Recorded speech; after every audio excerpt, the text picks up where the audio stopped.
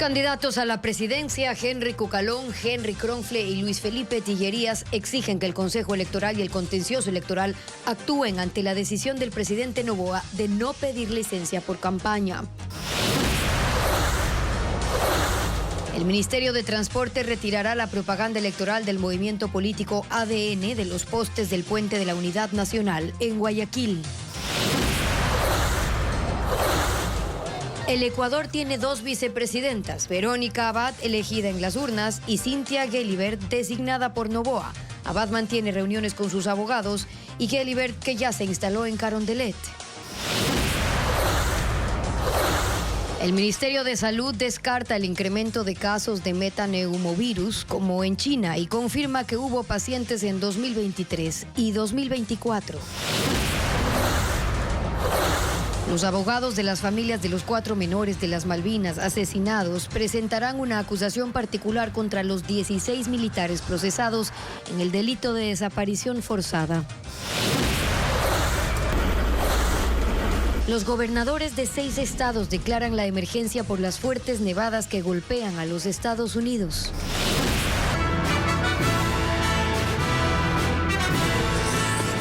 Muy buenas tardes, amigos. Bienvenidos a Televistazo este 6 de enero del 2025. Candidatos presidenciales piden que las autoridades electorales sancionen al presidente de la República, Daniel Noboa, por no pedir licencia para campaña. ¿Qué tal, Gaby?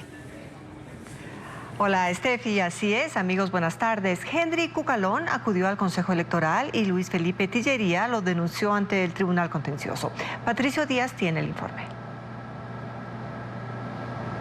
3 candidatos presidenciales piden sanción contra el presidente Daniel Noboa por no pedir licencia. Henry Cucalón de Construye acusa al jefe de Estado de desacatar la ley y exige al Consejo Nacional Electoral que actúe sobre ese incumplimiento legal, porque se puede viciar el proceso. Cucalón presentó el pedido en la Secretaría del organismo. El presidente candidato está inobservando la ley. Está provocando un discrimen, una desigualdad en este proceso electoral. Y hemos venido con este escrito, con este planteamiento, a requerirle a la autoridad electoral que actúe, que deje de ser cómplice silencioso de esta trafacía contra la democracia. Y dice que si no hay un pronunciamiento del CNE, la acción por incumplimiento será entregada a la Corte Constitucional para que tome medidas. No fue el único. Luis Felipe Tillería, candidato presidencial de Avanza, fue al Tribunal Contencioso Electoral. Presentó una denuncia contra el presidente Noboa acusándolo por no pedir licencia para campaña y señala que prueba de la infracción electoral fue la aparición del mandatario en el balcón de la presidencia el domingo. Es público y notorio que el señor Noboa salió al balcón de Carondelet, está haciendo proselitismo político utilizando bienes públicos, ha convertido a Carondelet en una central política del movimiento ADN. El candidato del Partido Social Cristiano cuestionó también que el presidente no haya pedido licencia y exigió al Consejo Nacional Electoral que presente la denuncia ante el TCE para que sancione ese incumplimiento. Sin embargo, él no presentará una denuncia formal por ahora. A la Contraloría General del Estado demando que actúe de oficio y detenga cualquier uso de recursos públicos en esta campaña viciada, sancionando con todo el peso de la ley a los responsables. El vicepresidente del Consejo Nacional Electoral, Enrique Pita, dice que es improcedente afirmar que a su organismo le compete pronunciarse sobre las licencias antes de campaña. Insiste en que a quien le corresponde resolver sobre esos hechos es al Tribunal Contencioso Electoral. El puente que conecta a Guayaquil, Durán y San Borondón está cubierto de propaganda política con los rostros del presidente Daniel Noboa, que busca la reelección, y otros candidatos del movimiento oficialista. El Ministerio de Transporte anunció que hoy retirará esos carteles que están prohibidos colocarlos en ese espacio público. Desde ese domingo, el ingreso a Guayaquil está cubierto de propaganda política. Son decenas de carteles colgados en los postes del Puente de la Unidad Nacional que conecta los cantones Durán, San Borondón y Guayaquil.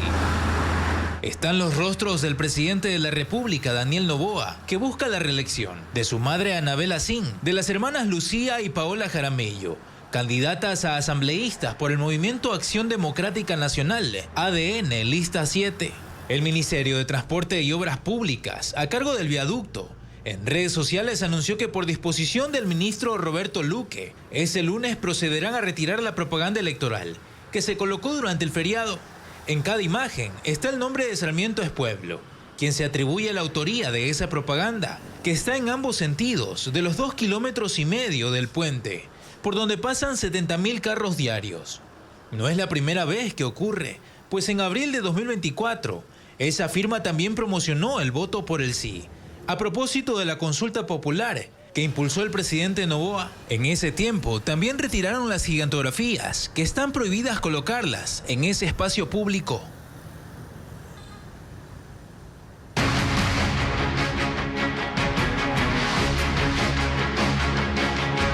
Vicepresidencia. Otra vez, 2 en el cargo. El presidente Daniel Noboa nombró a Cynthia Gelibert como vicepresidenta de la República para suplantar a Verónica Abad en ese cargo. Con esta decisión, Ecuador tiene 2 vicepresidentas. Francisco Garcés con el informe. El presidente Daniel Noboa firmó el decreto 494 con el que nombró a la secretaria de la administración Cynthia Gelibert como vicepresidenta de la República hasta el 22 de enero. Con esa acción administrativa, el mandatario sustituyó del cargo a la vicepresidenta Verónica Abad.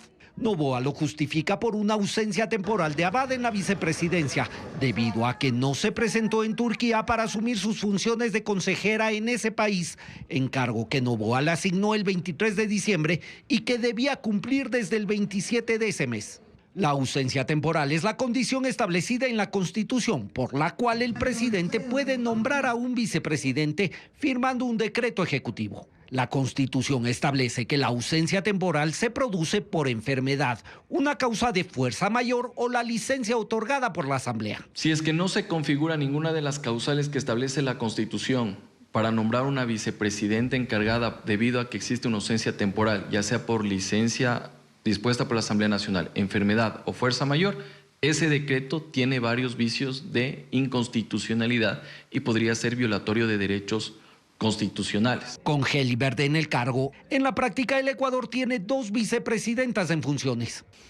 Claramente yo creo que es un acto irregular, inconstitucional, porque no se ha seguido con el trámite constitucionalmente previsto. Mañana cualquier presidente de la República podría decir, si es que su presidente le cae mal, mandarlo a cualquier oficina consular y nombrar a dedo cualquiera de los ministros en cambio que le caiga bien para que quede en ese despacho. El decreto ejecutivo firmado por Noboa es el segundo intento del gobierno de desplazar a Abad de la vicepresidencia.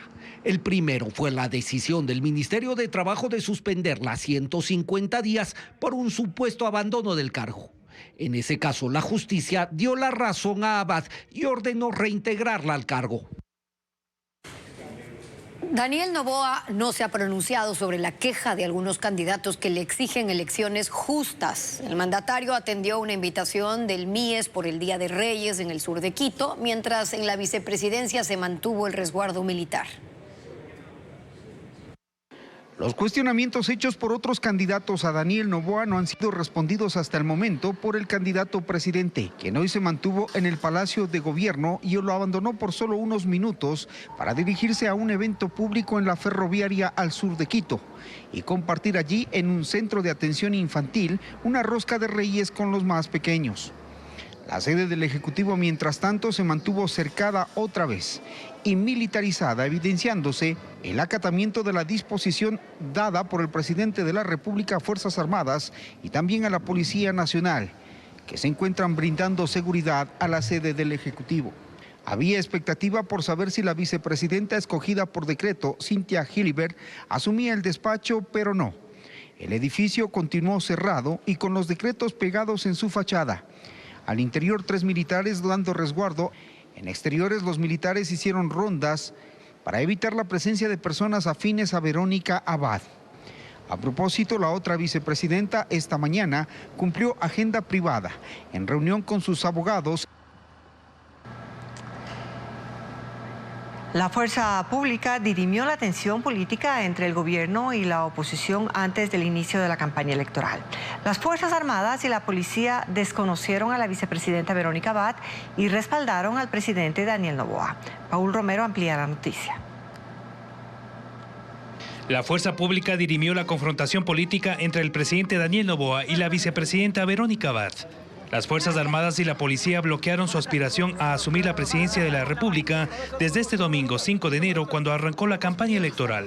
Abad, en un video publicado el sábado, pidió apoyo a las Fuerzas Armadas para reemplazar a Noboa. No lo consiguió. La cúpula militar le respondió mediante un comunicado que están vigentes 2 decretos ejecutivos del presidente Noboa. El 490, que la envió a la Embajada de Ecuador en Turquía, y el 494, en el que designó a Cynthia Gelibert Mora como su reemplazo temporal. Las Fuerzas Armadas justificaron su decisión al señalar que son obedientes y no deliberantes, y que acatan las disposiciones del presidente. Para el ex juez de la Corte Constitucional, Ramiro Ávila, las Fuerzas Armadas tomaron una posición política ajena a una democracia constitucional. Él considera que sí fueron deliberantes. Hace un análisis constitucional de esos decretos y declara la vigencia de esos decretos. Las Fuerzas Armadas no tienen competencia para pronunciarse sobre actos jurídicos ni políticos. Sí tienen que ser obedientes. Es verdad que no son deliberantes, pero en este caso, en este comunicado, al apoyar políticamente y al hacer una interpretación jurídica que no le corresponde, me parece que están siendo deliberantes y que están teniendo un rol que no le corresponde en una democracia constitucional. Ávila también cuestiona la posición de la cúpula policial, que en los mismos términos de las Fuerzas Armadas apoyó al presidente en la confrontación política con Abad. A mí me parece que lo que está pasando es que el presidente está apostando a un aval que no es constitucional, sino que es de facto. Y esto no es adecuado en una democracia. Sin embargo, para el jurista, el conflicto entre Noboa y Abad no ha terminado, porque cualquier persona puede presentar una demanda de inconstitucionalidad al decreto sobre la designación de la nueva vicepresidenta. Además, pedirse medidas cautelares para suspender, digamos, ese decreto y para que la Corte, digamos, haga valer el artículo 146 de la Constitución. Me parece que esa es la salida. Yo creo que la Corte Constitucional ha demostrado en general que tiene independencia e imparcialidad. Será entonces cuando los jueces constitucionales tendrán la última palabra. Y Estados Unidos experimenta una de las nevadas más intensas de las últimas décadas y según los pronósticos la situación se pondrá peor en los próximos días. Una masa de aire helado que baja del Ártico ha obligado a gobernadores de 6 estados ya a declarar situación de emergencia. Las tormentas llegaron con una combinación de lluvias heladas, viento y nieve, con temperaturas de hasta menos 14 grados en varias regiones del centro de Estados Unidos. La nieve se ha acumulado en las puertas de las casas y ha provocado caos en las carreteras. A pesar de las advertencias, muchos tuvieron que tomar sus automóviles y conducir, por lo que se registraron decenas de incidentes, sobre todo en los estados de Virginia, Indiana, Kansas y Kentucky. Incluso algunos de los vehículos quitanieve quedaron varados. También hubo reportes de heridos que fueron trasladados en helicóptero o ambulancia al hospital. Los gobernadores de Kentucky, Virginia, Kansas, Arkansas y Missouri declararon el estado de emergencia. Miles de escuelas y universidades suspendieron sus actividades. El frío se extiende hasta el estado de Nueva Jersey y el miércoles llegará a Texas y Luisiana. Y en Europa, el mal tiempo afecta el tráfico aéreo en Reino Unido, Países Bajos y Alemania. En el aeropuerto internacional de Ámsterdam se cancelaron 68 vuelos y se retrasaron más de 200. En Alemania también modificaron los horarios de vuelo y otros 55 fueron cancelados en las terminales aéreas de Frankfurt y Múnich.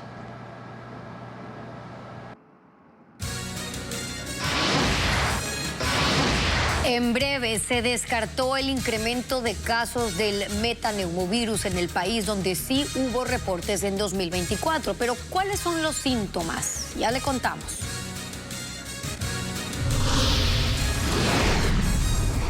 También, productores de leche en Cotopaxi se recuperan de a poco tras la prolongada sequía y la crisis energética en el país.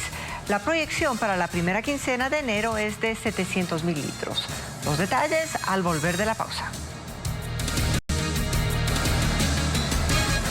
Metaneumovirus, el virus que preocupa a China, sí registra casos en Ecuador. El Ministerio de Salud aclara que no se ha reportado aumento de personas infectadas. ¿Cuáles son los síntomas? Carla Delgado con los detalles. El metaneumovirus que preocupa en este momento a la China por el incremento repentino de casos está en Ecuador. Aquí se reportaron en 2024 9 personas infectadas. Según el último informe del Ministerio de Salud, que precisó que la mayor incidencia de casos fue en 2023 y que por ahora no hay incremento de personas contagiadas con la enfermedad. Circula mayormente en los meses de más frío o temporada de lluvias y afecta al tracto respiratorio superior, según el epidemiólogo David Larreategui. Es uno de los principales agentes infecciosos de la bronquiolitis, que es una infección que les da a los niños y les afecta a la vía aérea superior e inferior. Por lo general, ya la gran mayoría de nosotros hemos sido expuestos al metaneumovirus en la niñez. De hecho, se cree que más del 90% de la población hemos sido infectados por metaneumovirus entre los 5 y 10 años. El contagio puede producirse al estornudar, toser o tocar a personas u objetos que tengan el virus.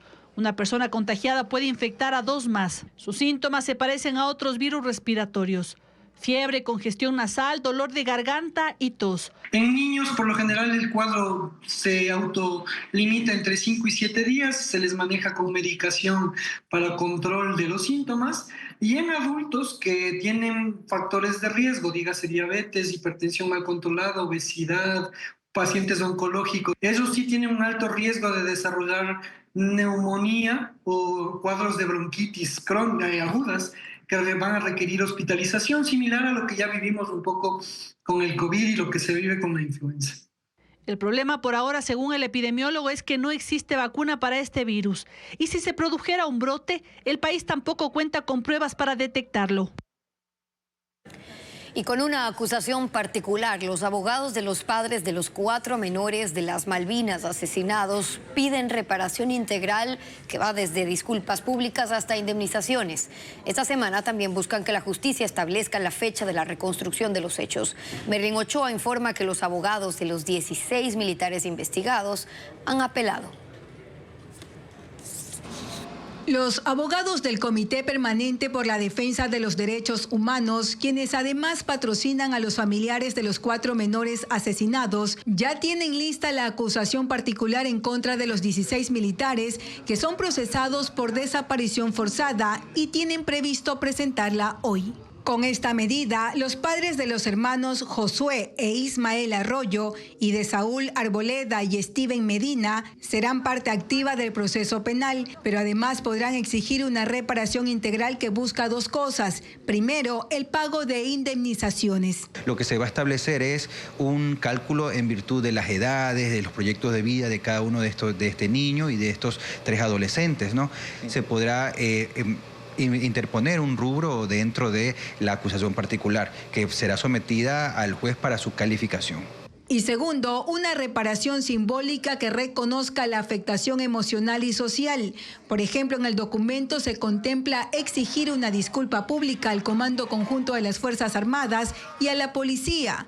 Pero además, en la base de Taura, en la entrada, en un punto visible, se coloque una placa. En contacto directo, Fernando Bastias, el otro abogado de los padres, indicó que además de la desaparición forzada, se debe investigar la masacre para determinar si se trata de una ejecución extrajudicial. La Fiscalía tendrá que investigar, aparte, la muerte de los 4 niños, pero eso no significa, por ejemplo, que no haya responsabilidad estatal en la ejecución de los 4 niños. Hay una diferencia total entre la responsabilidad penal, que es individual, por la desaparición. Correcto, y también la ejecución, que tendrá que investigarse por separado. Y que no solo se debe establecer las responsabilidades penales, sino también la del Estado. Y es por eso que hace una semana más de 70 organizaciones de derechos humanos y organizaciones sociales pidieron a la Asamblea Nacional que inicie el juicio político en contra del ministro de Defensa, Giancarlos Lofredo. Por su parte, el Ministerio de Defensa apeló el habeas corpus presentado por las familias de los menores, mientras que la defensa de los militares apeló la prisión preventiva. La instrucción fiscal se extenderá por 90 días para abordar todas las diligencias pendientes. Esta semana, la justicia debe establecer la fecha de la reconstrucción de los hechos.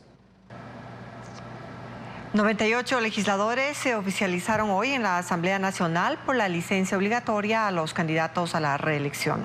Los parlamentarios de ADN no acudieron al Pleno, aunque aseguraron que sí irían. Caras nuevas aparecieron en la Asamblea. 98 legisladores suplentes se principalizaron este lunes luego de la resolución del Pleno que obligó a aquellos que aspiraban a la reelección a tomar licencia durante la campaña. Los legisladores de ADN, el movimiento oficialista que habían asegurado que no acatarían esa decisión y que se presentarían al Pleno, tuvieron que ausentarse. Fueron obligados, dijeron a Televistazo, porque cancelaron sus tarjetas de ingreso y se les suspendió el correo institucional. Algunos sí llegaron, pero para acompañar a sus legisladores suplentes. Cortesía, además le he dejado indicando algunos temas que están pendientes para que ella pueda aceptar este cargo y empezar desde el día de hoy que ha sido convocada esta sesión. Esther Cuesta, que se inauguró como presidenta de la Asamblea por la licencia que tomaron las autoridades del Legislativo, dijo que los candidatos a la reelección deben cumplir con la resolución. No pueden entrar al Pleno, así que ahí muy claro y ellos incurrirían en algunas ilegalidades. En algunos casos la transición fue accidentada. Hubo legisladores alternos que no fueron contactados por sus titulares. Vinieron al Pleno gracias a una convocatoria de la Secretaría de la Asamblea enviada al correo institucional. Ana Cifuentes reemplazó a Fernando Jaramillo, que se había cambiado de Construye Gente Buena a la bancada de ADN. Ella está alejada de la línea de su antecesor. No es traición, traición es lo que ellos hacen. ¿Por qué? Nosotros fuimos elegidos por unos planes de trabajo en el año 2022. La gente vota por los planes de trabajo, más no por la cara bonita del candidato. En otros casos, los titulares no dejaron directrices para que sus alternos ocupen sus oficinas este lunes y martes. Los nuevos equipos buscaron otros lugares para trabajar. Por supuesto, no ha sido todavía asignada, no hemos tenido ninguna notificación de parte del equipo del asambleísta principal, entonces estamos gestionando cualquier proyecto o también viendo qué se va a tratar en el Pleno desde la biblioteca de la Asamblea Nacional. Desde la presidencia de la Asamblea se indicó que los equipos serán los mismos que ocupaban los titulares debido a que trabajarán el lunes y martes antes de entrar a vacancia legislativa. Todavía no se conoce qué pasará en las comisiones que quedaron acéfalas por la licencia de la mayoría de presidentes y vicepresidentes. Las tasas de interés de los depósitos a plazo fijo disminuyen después de haber alcanzado el porcentaje récord 8.4% en julio del año pasado. Según datos del Banco Central, la tasa referencial para enero del 2025 es del 7.1%. Dos factores inciden para que esto ocurra, como lo detalla ahora Adriana Bermeo. Las tasas de interés para depósitos a plazo fijo han bajado desde julio del año pasado, porque hay mucho dinero en el mercado. En los últimos 5 años, estos depósitos se duplicaron en el sistema financiero nacional. En bancos pasaron de 12.069 millones de dólares en el 2019 a 23.421 millones de dólares en el 2024. Mientras que en cooperativas, los depósitos a plazo fijo se incrementaron de 6.947 millones de dólares en el 2019 a 15.321 millones de dólares en el 2024. Las instituciones financieras buscaron liquidez en el mercado interno y para incentivar este tipo de depósitos pagaron tasas de interés altas. En julio del 2024 alcanzaron la cifra récord de 8.4%. Pero ese porcentaje disminuyó. Fue de 7.8% en octubre y en enero de este año es de 7.1%. Lo que volvemos es un poco a ver el comportamiento habitual que estaban pagando los bancos, pero si usted ve a nivel de las cooperativas, estas tasas no han disminuido, porque en el caso de las cooperativas, su conformación a nivel de depósitos en más del 70% corresponde a depósitos a plazo fijo. Dos factores inciden en la reducción de las tasas de interés. Los bancos tienen mayor liquidez por el incremento de depósitos y la demanda de créditos cayó en el segundo semestre del 2024. Se colocaron 3.380 millones de dólares menos que en el 2023. Y los usuarios no están solicitando préstamos por la incertidumbre política y económica. La gente no se está endeudando más allá de un año, no está tomando decisiones de adquirir vehículos, inmuebles, casas, otro tipo de necesidades, justamente por un tema de incertidumbre. No solo hay menos demanda de créditos, las instituciones financieras han ajustado sus políticas de concesión y han endurecido los requisitos para la aprobación de préstamos. La cartera morosa en bancos y cooperativas se ha incrementado.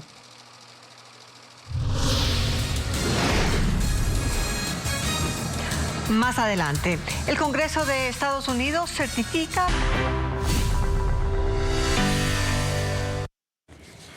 El cobro de impuestos prediales inició este lunes 6 de enero. En Guayaquil, cientos de personas hacen filas desde las 5 de la mañana, mientras en Quito ya se han recaudado $205.000 por este rubro. Lo informa Luis Alfredo Zúñiga.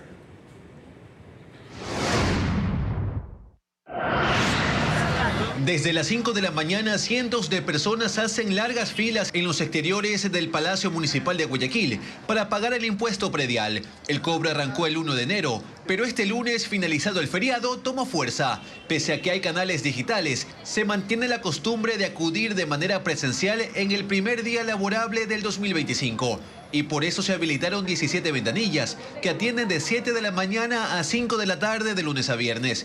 Y los sábados, de 8 de la mañana hasta el mediodía. En Guayaquil hay 650.000 predios y se espera aumentar la recaudación, ya que en 2024 solo cancelaron 345.000 personas, lo que representó $32 millones. Aquellas personas que hacen el pago a través de las ventanillas digitales, de que el comprobante de pago estará habilitado después de 48 horas y tiene la misma validez que si lo hacen las ventanillas universales. Quienes cancelen hasta el 15 de enero recibirán un descuento del 10% y se reducirá un punto porcentual cada 15 días hasta junio. La ciudadanía también puede acudir al sistema bancario a pagar presencialmente o por los canales electrónicos. En Quito también hay un descuento del 10% en el pago de predios hasta el 15 de enero. Desde la madrugada, decenas de personas acudieron a las ventanillas municipales para consultar el valor y luego cancelar en la dependencia bancaria de su preferencia. La consulta del valor y el pago también se puede realizar en línea en el portal web servicios.quito.gov.es. Otro de los beneficios en la capital es para las viviendas de interés social. Los propietarios que tengan una sola vivienda, cuyo valor no supere 178 salarios básicos, tienen 5 años de exoneración. Además, los mayores de 65 años, con patrimonio de hasta 500 remuneraciones básicas e ingreso de hasta 5 salarios básicos, también serán exonerados. Desde el 1 de julio, el pago de predios tendrá un recargo del 10%. La producción lechera en Cotopaxi, que fue afectada por la crisis energética y una prolongada sequía, de a poco se recupera. Al momento se producen 640.000 litros diarios y la proyección es de 700.000 litros en los primeros 15 días de enero. Patricio Viera con el informe. El ordeño mecánico en Cotopaxi ha retomado su funcionamiento habitual. La estabilidad en el suministro de energía ha permitido a los productores lácteos garantizar sus operaciones.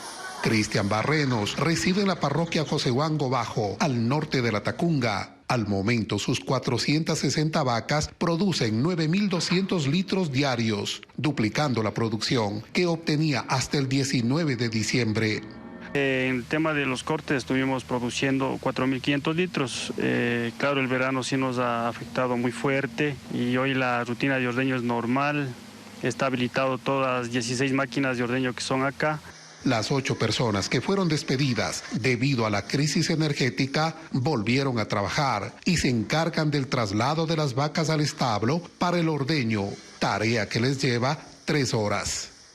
En la parroquia Mulaló, Alejandro Moreno invirtió $25.000 en un ordeño mecánico que estuvo apagado 3 meses debido a que los cortes de luz coincidían con el horario de extracción de leche. 10 trabajadores desinfectan con yodo las ubres de 100 vacas previo a colocar las 4 pezoneras. Activan los pulsadores y con la máquina de succión obtienen 3.000 litros de leche por tubos de vidrio transparente hacia el tanque frío. Nos ayuda para que pueda ser transportada esta leche a la industria láctea y puede estar fría esta leche.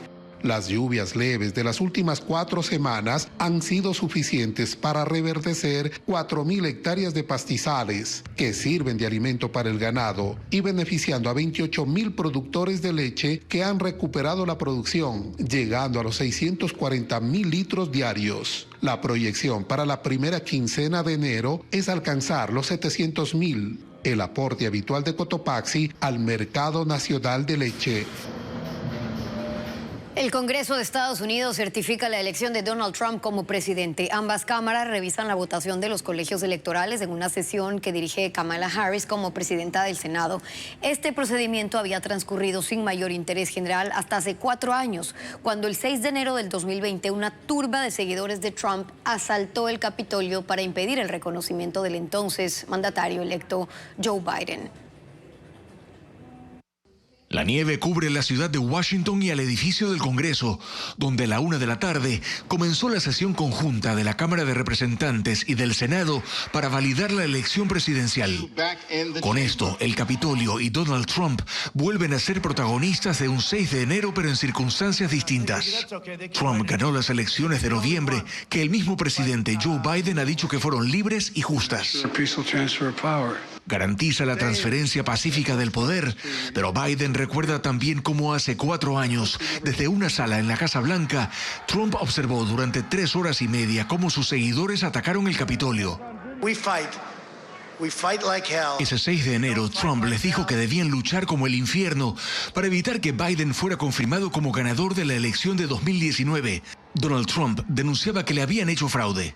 Biden ha dicho que ese día la democracia estuvo a prueba y que las acciones de Trump siguen siendo una amenaza para la democracia. Por esos hechos, Trump superó un intento de juicio político y el proceso en la justicia ordinaria quedó congelado cuando ganó la elección. La sesión de hoy la dirige Kamala Harris como presidenta del Senado y le corresponde a ella declarar oficialmente a Trump como presidente electo para los próximos 4 años. Trump asumirá el poder el 20 de enero. El primer ministro de Canadá, Justin Trudeau, presentó su renuncia en medio de una acelerada pérdida de popularidad, una administración gastada y presiones políticas internas. Pero seguirá al frente del gobierno hasta que el Partido Liberal escoja un nuevo líder que lo reemplace hasta las próximas elecciones previstas para octubre, comicios para los cuales el opositor Partido Conservador lleva ventaja en las encuestas. Trudeau ha estado al frente del gobierno durante casi 10 años como primer ministro de Canadá. Un incendio que se desató en un centro comercial en Dallas la mañana del viernes causó la muerte de 579 animales, la mayoría de los cuales eran aves pequeñas. Este siniestro alcanzó la tienda de mascotas en el centro Plaza Latina, esto es en el noroeste de Dallas, y los animales murieron por inhalación de humo. También murieron pollos, hámster, 2 perros, 2 gatos. Ninguna persona resultó lastimada.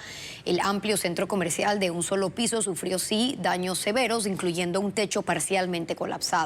La causa del incendio está bajo investigación. Revisamos ahora el clima. En la sierra, las temperaturas de la tarde variarán entre los 15 y 21 grados centígrados. El índice de radiación ultravioleta será 6, lo que se considera alto. Además, se pronostican lluvias, esto según información del INAMI. Y en la costa, las temperaturas de la tarde variarán entre los 26 y 29 grados centígrados y asimismo el cielo estará nublado, mientras que el índice de radiación ultravioleta será 6, lo que se considera alto según datos del INAMI.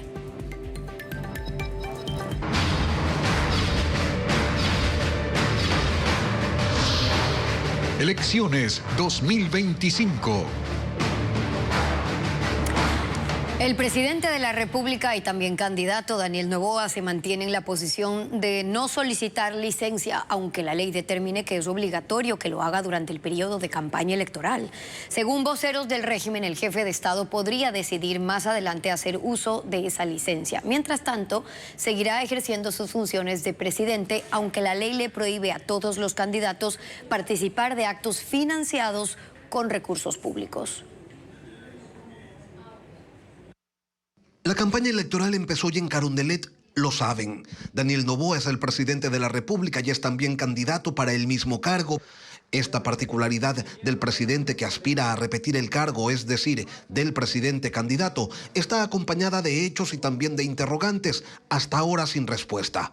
Del lado de los hechos está el que no ha pedido licencia y no lo hace, aunque el artículo 93 de la Ley de Elecciones obliga a todos los dignatarios de elección popular que opten por el mismo cargo a pedir licencia sin sueldo durante el tiempo que dure la campaña electoral, es decir, desde el 5 de enero hasta el 9 de febrero. El ministro de Gobierno sostiene que no es obligatorio que el presidente Noboa pida licencia, pero deja abierta la puerta a que lo haga en cualquier momento. ¿Y por qué habría de hacerlo si en Carondelet creen que no es obligatorio? Nadie lo explica. Nadie confirma tampoco si el presidente va a hacer campaña o no. Por lo pronto, ya tuvo una primera aparición en el Palacio de Gobierno ante un grupo de manifestantes. Según el ministro de la Gasca, eso no fue sino un saludo. En conjunto con este gobierno van a lograr que en 5 semanas por fin resurja el país. Necesitamos también una asamblea que apoye en vez que dé trabas a cada uno de los proyectos del Ejecutivo. Lo cierto es que las actividades presidenciales de Noboa continúan. Para hoy estaba previsto un nuevo saludo, pero con beneficiarios de programas del Centro de Acogida del MIES, que son actos de gobierno, señalan desde Carondelet, que el presidente no ha dejado de serlo. Sin embargo, el 207 de la Ley de Elecciones señala que los candidatos, desde la inscripción de su candidatura, no podrán participar en eventos de inauguración de obras u otros financiados con fondos públicos. Y el candidato presidente ha participado en un sinnúmero de eventos oficiales en las últimas semanas. Una interrogante más. ¿A quién le corresponde identificar si hay una infracción electoral? Al Consejo Nacional Electoral. Y una eventual sanción es competencia del Tribunal Contencioso Electoral. El uso de recursos públicos en una campaña podría incluso configurar un peculado, pero no está claro si la Contraloría General del Estado está pendiente de ello. Todo esto como ingrediente principal en una campaña que algunos señalan será desigual, pero que desde el oficialismo justifican y defienden en medio de algunos vacíos. Como por ejemplo, el nombramiento de una tercera vicepresidenta hasta el 22 de enero. ¿Por qué hasta esa fecha? Nadie lo dice. Lo cierto es que el 22 de enero faltarán exactamente 15 días para que termine la campaña electoral. Empezaron las audiencias de impugnación de 4 candidatos a jueces de la Corte Constitucional. Angélica Porras, de la terna de la Asamblea, es la más impugnada con 3 denuncias en su contra, y Pamela Aguirre Castro, postulada por el Ejecutivo, fue la primera en responder. Jacqueline Rodas sigue las audiencias. Por primera vez, la comisión encargada de la renovación parcial de la Corte Constitucional apareció completa, incluido Fernando Yávar, pese a que tiene una recusación en su contra. El presidente de la comisión, Juan Izquierdo, dio una explicación. Sobre la solicitud de recusación de un comisionado, nosotros como comisionados nos vamos a pronunciar en legal y efectiva forma en los próximos 3 días. Este lunes empezaron las audiencias para que 4 de los 9 candidatos enviados por las funciones del Estado se defiendan de las impugnaciones. Empezó Pamela Aguirre Castro, de la terna del Ejecutivo. El impugnante, un ciudadano de nombre Daniel Montaño, tuvo problemas para argumentar su impugnación. Ha trabajado hasta el 10 de mayo del 2018 en la Corte Constitucional, y a partir del 9 de mayo, que me equivoco por las fechas. Se me está impugnando porque en mis vacaciones, en lugar de irme a la playa, me fui a trabajar en la Corte Interamericana de Derechos Humanos como primero, y como segundo se me está impugnando por tener 5 títulos de posgrado y por haber dado clases en las universidades prestigiosas de este país. Luego fue el turno de la candidata Angélica Porras. Ella tiene 3 impugnaciones. La primera, presentada por Mónica Jaramillo del Observatorio de Control Ciudadano. Acudió con Freddy Carrión, ex defensor del pueblo sentenciado por abuso sexual, a quien ella defendió. La doctora Angélica Porras se ha caracterizado no por jurista, sino por una activista política. Critican que haya defendido a Freddy Carrión Intriago. Esta tarde será la segunda audiencia de Porras. La impugnante es la fiscal general Diana Salazar. Esos señores fueron los que negaron este derecho. Ingrese al código QR de Televistazo y Ecuavisa.com que aparece en su pantalla para acceder a toda la cobertura electoral, entrevistas, debates y planes de gobierno. Desde este lunes inició la inscripción en línea para ingresar al ejército ecuatoriano. También el nuevo proceso para obtener la tarjeta Guayaca. Fabiola Santana detalla este y otros servicios.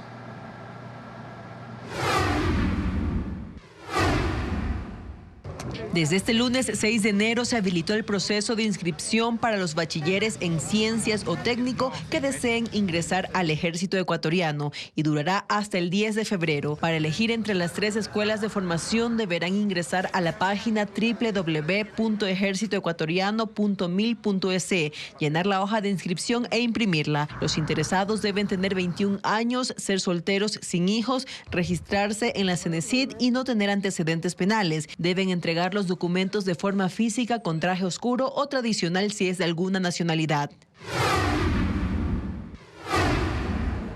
Desde este lunes, el municipio de Guayaquil habilitó un nuevo proceso de inscripción para la tarjeta Guayaca, que sirve para usar la Metrovía pagando 30 centavos en vez de 45 centavos, que es el valor general. Para acceder al beneficio, el interesado no debe ganar más de $600. Los ecuatorianos que desean viajar al Reino Unido deben obtener la autorización electrónica de viaje ETA, que es una nueva tasa para reforzar el control migratorio. El documento puede obtenerse en el portal web del gobierno británico o en la aplicación UK ETA. Entre los requisitos constan el pasaporte, fotografía digital y método de pago. Al ritmo de la murga colombiana, este 6 de enero concluyó el carnaval multicolor de la frontera que se celebra en Ipiales, Nariño, Colombia, cada inicio de año. Son 4 días de pregones que colocaron en escena a 7.000 danzantes en un recorrido de 3.5 kilómetros. El reporte con Paola Andrade.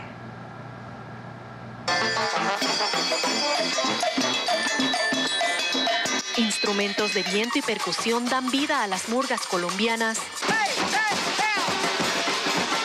que marcaron los 4 días de pregones en el carnaval multicolor de la frontera de Ipiales en Nariño, Colombia. Del 3 al 6 de enero, 7.000 danzantes con trajes fosforescentes recorrieron 3.5 kilómetros de la vía panamericana a las afueras de Ipiales, al compás de la cumbia, bambuco y joropo.